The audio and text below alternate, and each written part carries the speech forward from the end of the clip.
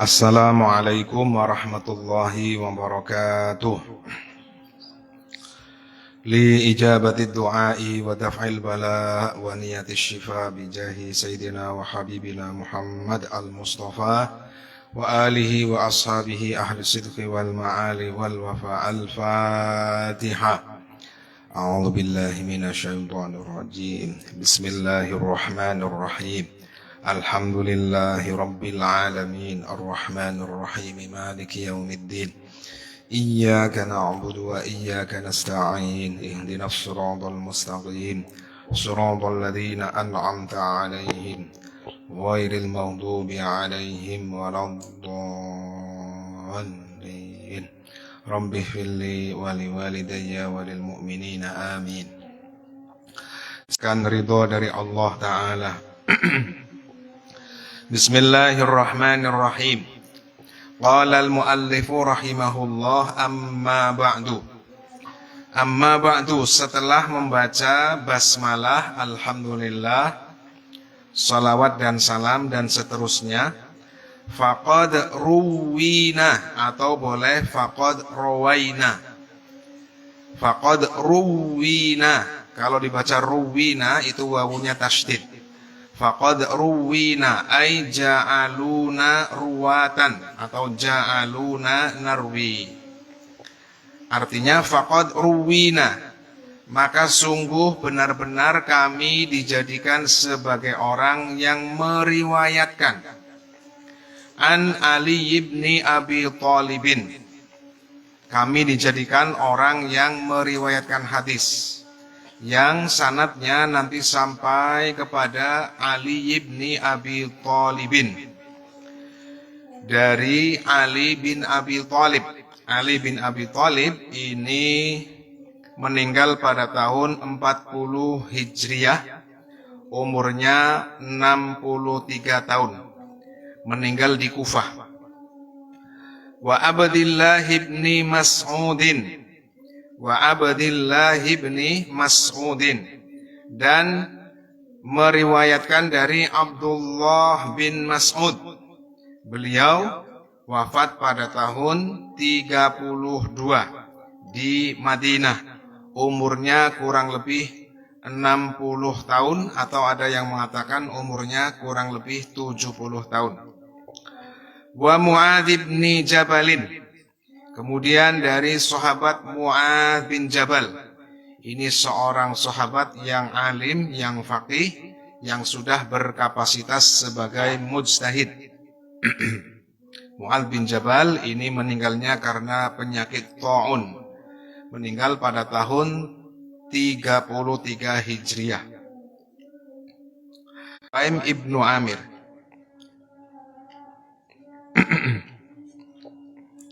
Meninggal pada tahun 32. Wabnu Umar, kemudian dari sahabat Nabi yang bernama Ibnu Umar. Ibnu Umar ini beliau wafat di Mekah pada tahun 73 Hijriah. Wabnu Abbasin, kemudian dari Wabni Abbasin dan dari sahabat Ibnu Abbas. Beliau wafat di Taif pada tahun 63 Hijriah. Wa Anas bin Malikin, dan meriwayatkan dari sahabat Anas bin Malik. Beliau wafat di Basrah pada tahun 90 Hijriah. Wa Abi Hurairah, kemudian dari sahabat Abi Hurairah. Nama aslinya Abdurrahman bin Sakhr. Nama aslinya Abdurrahman bin Sakhr Ad-Dausi. Meninggal pada tahun 55, ada yang mengatakan pada tahun 59 Hijriah. Nama aslinya Abdurrahman bin Sakhr, kemudian dijuluki oleh Rasulullah dengan Abu Hurairah. Hurairah itu tasghir, bentuk tasghir dari lafadz hirratun, menjadi Hurairatun. Rasulullah sallallahu alaihi wasallam menjuluki sahabat Abdurrahman bin Sakhr tersebut ketika suatu saat Rasulullah melihat sahabat Abdurrahman bin Sakhr ini sedang membawa seekor kucing yang kecil di lengan bajunya. Nah, kemudian dijuluki sebagai Abu Hurairah. Sebagaimana Sayyiduna Ali bin Abi Thalib radhiyallahu anhu, beliau itu dijuluki sebagai Abu Turab. Abu Turab, orang yang tidurnya tidak beralaskan sesuatu apapun tapi langsung di tanah. Itu namanya Abu Turab. Jadi Sayyiduna Ali suatu ketika pernah tidur di masjid pada waktu itu belum ada yang namanya lantainya, belum ada lantai seperti sekarang ini, terdiri dari tanah, kemudian dijuluki sebagai Abu Turab, orang yang beralaskan tanah. Panggilan sahabat Abi Sa'id Al-Khudri. Sahabat Abi Sa'id Al-Khudri radhiyallahu anhum ajma'in min turuqin katsiratin, dari sanad. Turuqin itu jam'u thariqatin, maksudnya adalah sanad. Dari berbagai sanad katsiratin kang beda-beda. Jadi Al-Imam An-Nawawi beliau meriwayatkan satu hadis dari berbagai sahabat, dari berbagai riwayat, dari berbagai sanad. Biriwayatin, dengan riwayat, maksudnya lafadznya. Biriwayatin maksudnya takhtalifu alfazuha, riwayatnya, lafadznya itu berbeda-beda. Mutanawwi'atin kang beto-beto. Jadi lafadznya itu tidak ada yang sama, tapi maknanya saling mendekati. Maksudnya begitu. Jadi satu hadis diriwayatkan dengan sanad yang berbeda-beda, dari sahabat yang berbeda-beda, dengan redaksi hadis, kalimat hadis yang berbeda-beda, tapi maknanya saling mendekati. Nah, ini satu hadis saja sudah macam-macam. Ada satu hadis riwayatnya dari Ali bin Abi Thalib. Ada satu hadis yang sama dari Abdullah bin Mas'ud, dari Mu'adz bin Jabal, dan sebagainya dan sebagainya. Ini baru satu hadis. Anna Rasulullah sallallahu alaihi wasallam, bahwa sesungguhnya Rasulullah sallallahu alaihi wasallam bersabda. Ini sabdanya Rasulullah. Man hafidho. Man hafidho, hafidho di sini maksudnya adalah naqala wa illam yahfad al-lafdho wa lam ya'rif al-makna. Hafidho ay naqala wa illam yahfad al-lafdho wa lam ya'rif al-makna. Saya ulang. Hafidho maknanya adalah naqala, menyampaikan kepada yang lain. Wa illam yahfadil lafdho, walaupun tidak hafal lafadznya. Walam ya'rifil makna, dan tidak mengetahui maknanya. Jadi kalau ada orang menyampaikan hadis Nabi ala ummati, ala ummati maksudnya li ajli ummati. Ala ummati ay li ajli ummati, karena kasih sayang, karena didasari kasih sayang terhadap umat Nabi Muhammad sallallahu alaihi wasallam. Arba'ina hadithan, 40 hadis.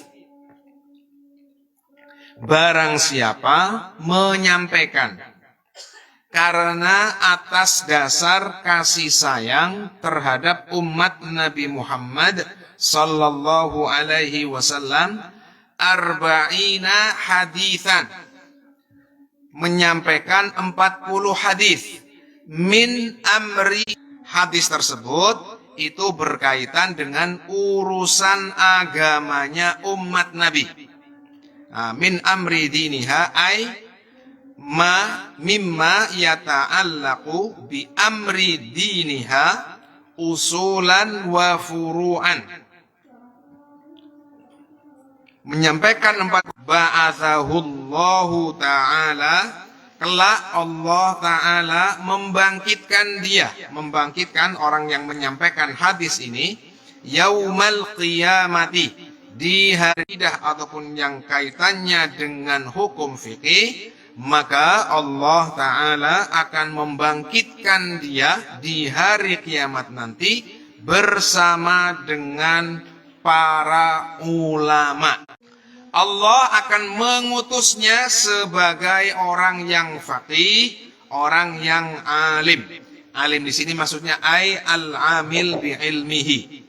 Jadi karena dia menyampaikan, maka dia dikumpulkan bersama dengan orang-orang atau dikumpulkan tercatat sebagai orang yang mengamalkan ilmunya.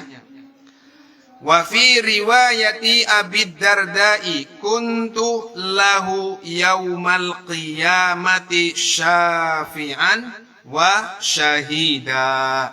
Nah, ini riwayat yang ketiga. Kuntu lahu yaumal qiyamati syafi'an wa syahida. Aku, yakni Sayyiduna Muhammad sallallahu alaihi wasallam, akan menjadi penolongnya. Kuntu lahu yaumal qiyamati syafi'an. Aku akan menjadi orang yang mensyafaatinya, orang yang menolong dia pada hari kiamat. Wa syahidan, dan akan menjadi saksi, ai ala husni fi'lihi, akan menjadi saksi bahwa orang tersebut itu betul-betul baik perbuatannya. Wa syahidan ay ala husni fi'lihi bil kamal. Jadi Rasulullah akan menjadi pensyafaat bagi dia, bagi orang yang menyampaikan 40 hadis Nabi, dan akan menjadi saksi bahwa dia adalah orang yang perbuatannya baik. Ini bagi orang yang menyampaikan 40 hadis Nabi. Wa fi riwayat Ibni Mas'udin, dan pada riwayatnya sahabat Ibnu Mas'ud, Abdullah bin Mas'ud radhiyallahu anhu. Hadisnya tadi, man hafidho ala ummati arba'ina hadithan min amri diniha, terusannya ini.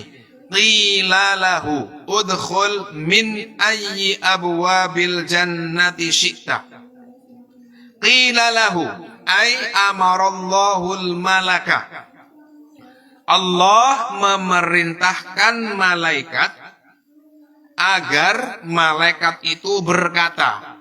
Qila lahu, akan diucapkan bagi dia. Maksudnya ada malaikat yang diperintah oleh Allah Ta'ala, malaikat itu akan mengucapkan apa? Mengucapkan seperti ini.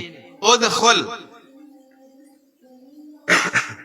min ayyi abwabil jannati syi'ta.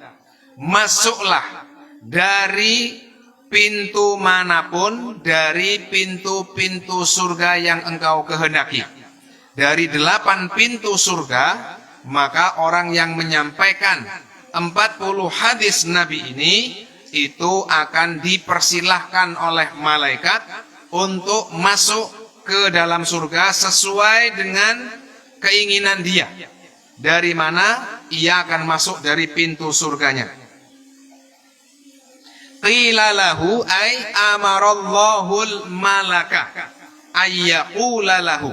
Allah Ta'ala memerintahkan kepada malaikat agar berkata kepada dia, kepada orang yang menyampaikan 40 hadis Nabi. Udkhul min ayyi abwabil jannati syi'ta. Masuklah engkau ke dalam surga dari mana, dari pintu mana engkau menghendaki. Ini riwayat yang keberapa? 1, 2, 3, 4. Kemudian riwayat yang kelima. Wa fi riwayat Ibni Umar, dan dari riwayatnya sahabat Abdullah bin Umar, kutiba fi zumratil ulama'i wa husyira fi zumratis syuhada. Riwayat yang selanjutnya yakni riwayat dari sahabat Abdullah bin Umar. Terusannya hadis tadi, man hafidho ala ummati ila akhir hadis. Terusannya seperti ini.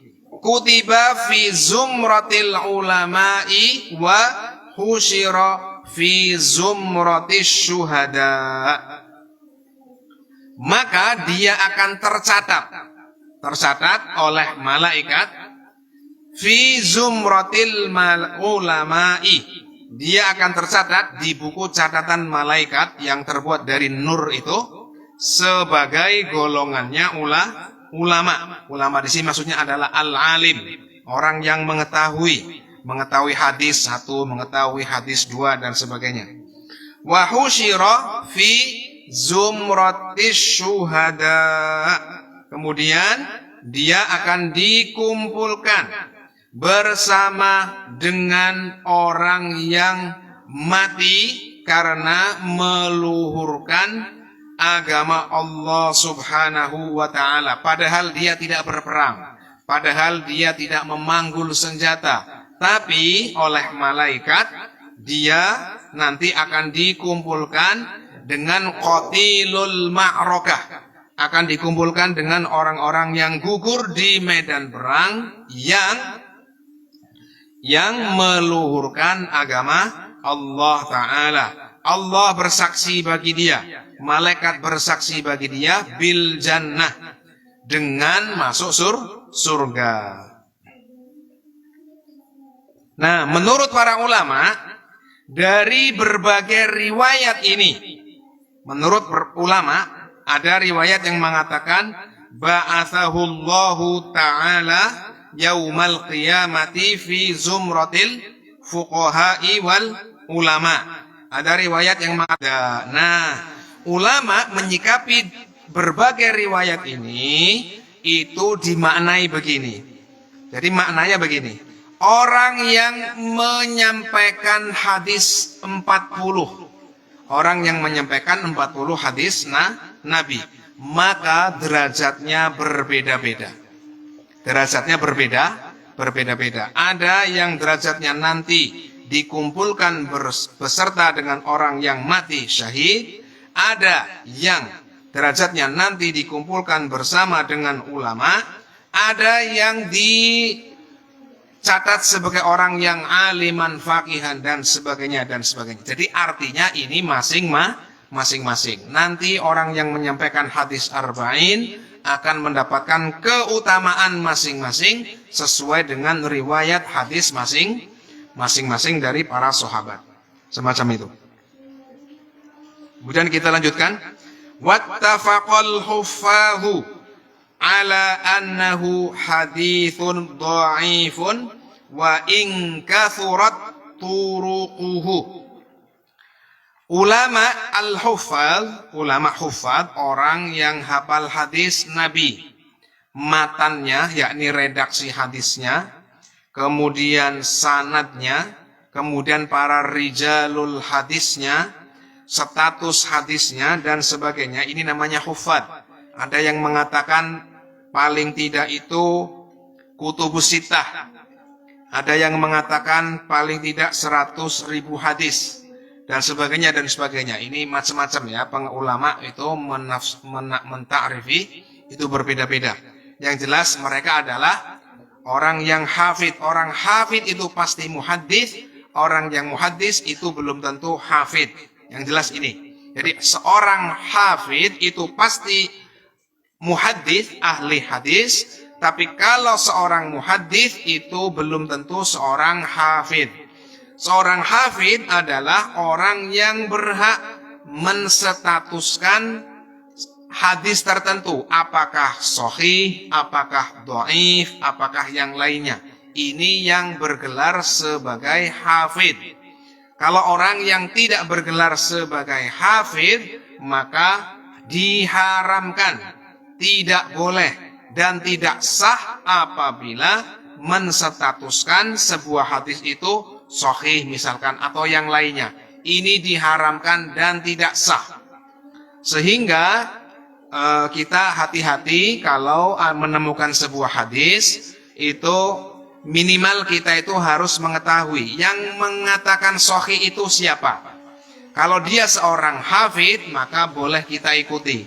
Tapi kalau bukan orang yang berkapasitas sebagai hafidh maka kita tidak boleh mengikuti. Atau terdapat dalam kitab yang khusus menyebutkan hadis yang sahih. Jadi cara mengetahui hadis itu sahih atau bukan, itu caranya wa khudhu min haitsu hafidun alaihi nas. Ambillah hadis sahih dari hadis yang telah dinyatakan, yang khusus menyebutkan hadis yang sahih. Sebab apa? Sebab ada kitab hadis tapi tidak khusus menyebutkan hadis yang sahih. Contoh, kitab Al-Jami'us Shaghir. Al-Jami'us Shaghir karangannya Al-Imam As-Suyuti, itu adalah kitab hadis, tapi tidak khusus menyebut kitab yang sahih. Tapi kalau ada kitab misalkan kitab Al-Jami' As-Shahih karangan Al-Hafidh Ibnus Sakan. Nah, ini adalah kitab yang khusus menyantumkan hadis yang sahih.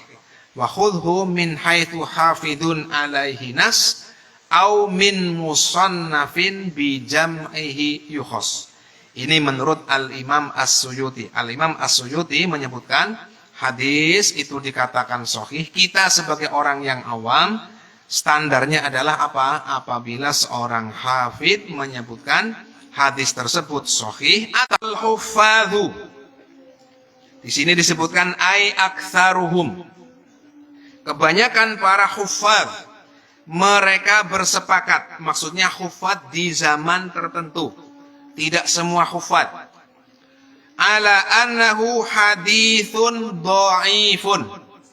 Mereka bersepakat bahwa hadis man hafidhu ala ummati arba'ina hadisan yang disebutkan tadi itu disepakati oleh banyak hafidh dalam hadis bahwa hadis tersebut dhaif. Hadis tersebut dhaif. Wa in kathurat turuquhu.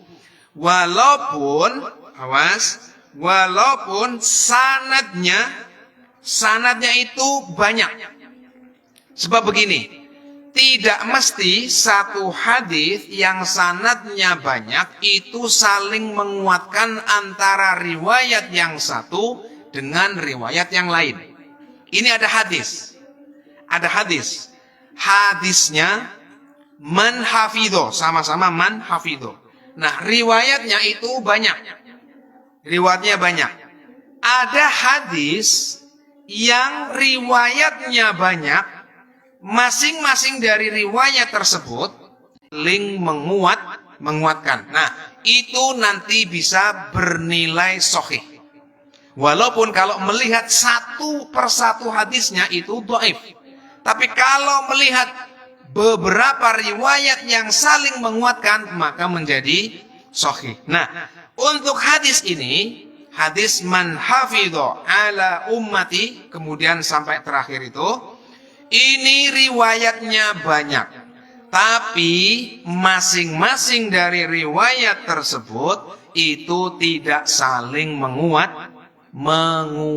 Maksud daripada tidak saling menguatkan bagaimana? Masing-masing dari hadis yang riwayatnya berbeda-beda tadi, dengan redaksi yang pertama, man hafidho ala umat, dia tidak mengetahui saya meriwayatkan hadis ini dari siapa ya? Loncat. Saya meriwayatkan langsung dari misalkan orang yang sudah meninggal. Orang yang sudah meninggal itu adalah guru saya. Tapi saya ngomong saya meriwayatkan dari orang yang sudah meninggal. Orang yang majhul ini namanya. Nah, atau orang yang riwayatnya itu, orang yang meriwayatkan itu hafalannya tidak begitu kuat. Nah, ini nanti menjadikan hadisnya statusnya menjadi dhaif. Jadi, ada berbagai faktor atau tuhmatun fil aqidah. Dalam akidahnya ini diragukan. Orang yang meriwayatkan itu hak akidahnya itu diragukan apakah ahlus sunnah wal jamaah atau bukan. Ini ada yang diragukan. Maka hadisnya menjadi dhaif. Dari berbagai faktor tadi, masing-masing riwayat yang ada di kitab ini, dalam hadis ini maksudnya, man hafidhu ala ummati arba'ina hadithan min amri diniha. Ini tidak saling menguatkan antara riwayat yang satu dengan yang lain. Nah, semacam itu. Tapi nanti awas, yang namanya hadis dhaif itu bisa digunakan untuk fadhailul a'mal. Nanti di belakang, insya Allah. Oke, kita lanjut. Waqad shannafal ulama'u, walaupun mereka itu mengetahui bahwa ulama bersepakat bahwa landasan hadis tersebut, landasan berupa hadis tersebut adalah hadisnya dhaif, tapi ulama banyak yang mengarang. Nah, waqad shannafal ulama'u, para ulama itu banyak yang mengarang fi hadzal babi, dalam bab ini, yakni apa? Mengarang tentang hadis yang berjumlah 40. Ma la yuhsa minal musannafat. Banyak kitab yang temanya adalah 40 hadis. Berdasarkan mengamalkan hadis yang dhaif tadi. Jadi begini, walaupun statusnya hadisnya dhaif, tapi mereka tetap melakukan amal berupa mengumpulkan hadis yang berjumlah 40. Kenapa? Karena masuk dalam kategori hadis yang bisa digunakan sebagai dalil fadhailul a'mal, amal-amal yang mulia. Amalnya sedikit tapi pahalanya besar. Contoh tadi, menyampaikan 40 hadis nanti akan dikumpulkan sebagai orang yang syahid dan sebagai itu namanya fadhailul a'mal. Nah, hadis dhaif ini sah dijadikan sebagai dalil untuk mengamalkan fadhailul a'mal. Buktinya apa? Buktinya para ulama itu banyak di antara mereka yang menyusun kitab hadis arba'inat, hadis-hadis yang atau kitab-kitab yang terdiri dari 40 hadis. Fa awwalu man alimtuhu, maka orang yang pertama aku ketahui yang menyusun kitab Al-Arba'in adalah siapa? Abdullah ibnul Mubarak. Fa awwalu man alimtuhu sannafa fihi. Orang pertama yang aku ketahui yang menyusun kitab Al-Arba'in yang diketahui oleh An-Nawawi, Al-Hafidh An-Nawawi adalah siapa? Abdullah ibnul Mubarak. Beliau wafat pada tahun 181 Hijriah. Berarti abad kedua. Pada abad kedua ada seorang ulama bernama Abdullah ibnul Mubarak. Abdullahnya ini adalah seorang ulama besar dan bapaknya Al-Mubarak ini adalah seorang budak. Jadi budak zaman dulu itu bisa melahirkan ulama besar yang bernama Abdullah ibnul Mubarak. Kenapa? Karena budak di zaman dulu, itu di zamannya orang-orang salaf dulu, itu mereka diberikan kesempatan ibadah oleh para tuannya, oleh majikan-majikannya, agar mereka itu rajin dalam beribadah. Sehingga banyak orang yang nyaman ketika menjadi budak di masa salaf, ya, di masa salaf. Abdullah ibnul Mubarak yang pertama menyusun kitab Al-Arba'in. Thumma Muhammad bin Aslama At-Tusiyu. Kemudian Muhammad bin Aslam At-Tusi, Al-Alimur Rabbaniyu. Beliau wafat pada tahun 242,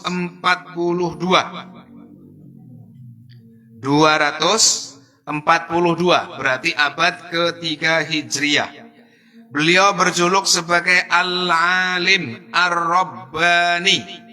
Siapa alim Rabbani? Al-Alim Rabbani maknanya adalah alladzi ufidat alaihi al-ma'arifu ar-rabbaniyah.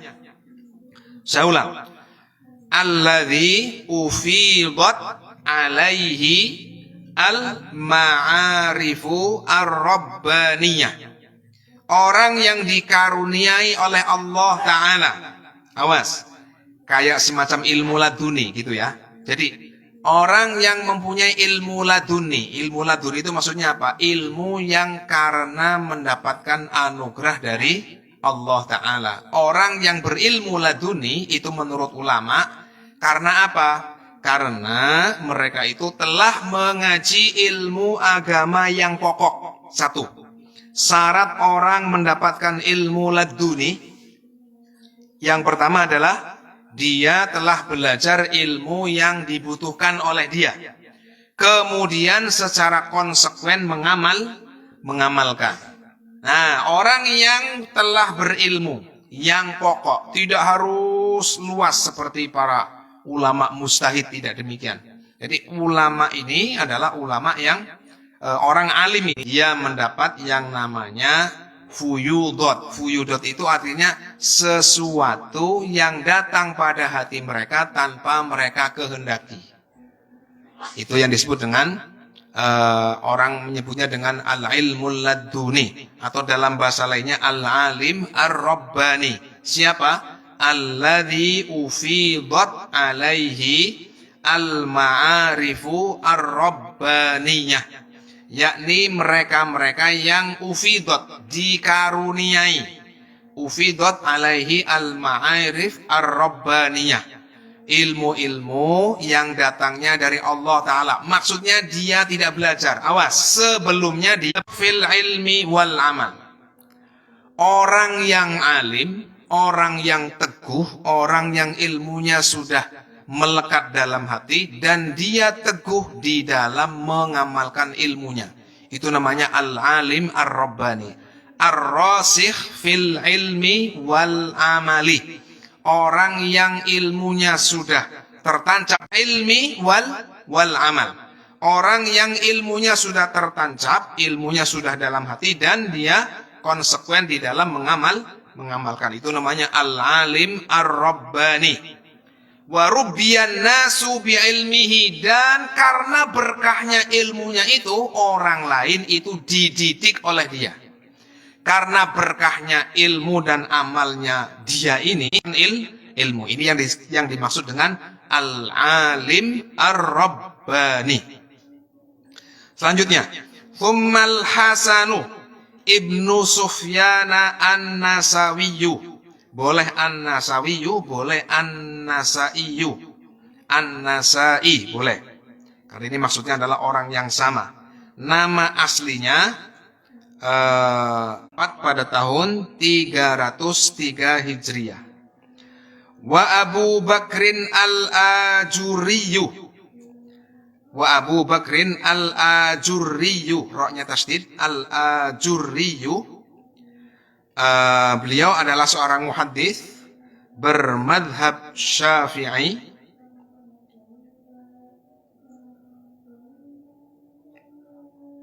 Dan beliau termasuk ulama yang masyhur di Baghdad. Meninggal pada tahun 300 dari Ibrahim Al-Asbahani atau Al-Asfahani, boleh. Al-Asbahani atau Al-Asbahani, Isfahan. Nah, kalau sekarang itu Iran.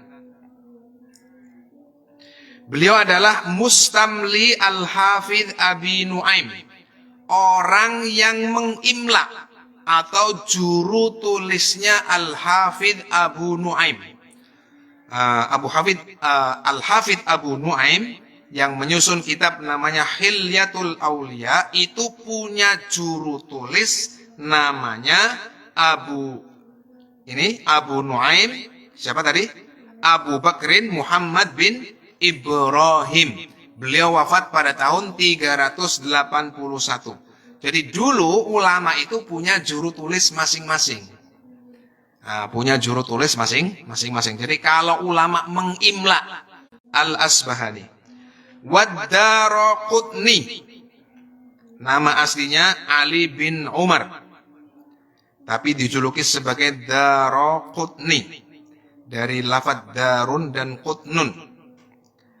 Beliau wafat pada tahun 385. Tapi Al-Baihaqi menurut ulama ini lebih alim dibandingkan dengan gurunya.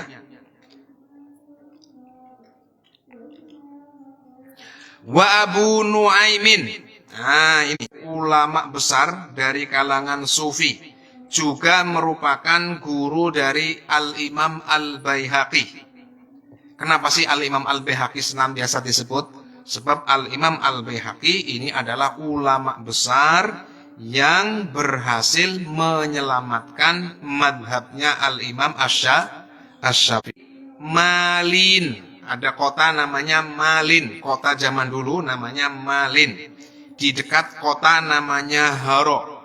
Nah, ini di daerah Afghanistan kalau sekarang. Malin itu sekarang itu Afghanistan. Wa Abu Uthmana As-Sabuniyu. Kemudian ini perlu diperhatikan. Wa Abdullah ibn Muhammadin Al-Ansariyu. Khusus untuk orang ini perlu diperhatikan. Dalam sebagian nuskhoh tulisannya bukan Wa Abdullah bin Muhammad, tapi kebalik. Muhammad bin Abdullah. Tulisannya kebalik. Kalau di sini Wa Abdullah ibn Muhammadin Al-Ansariyu.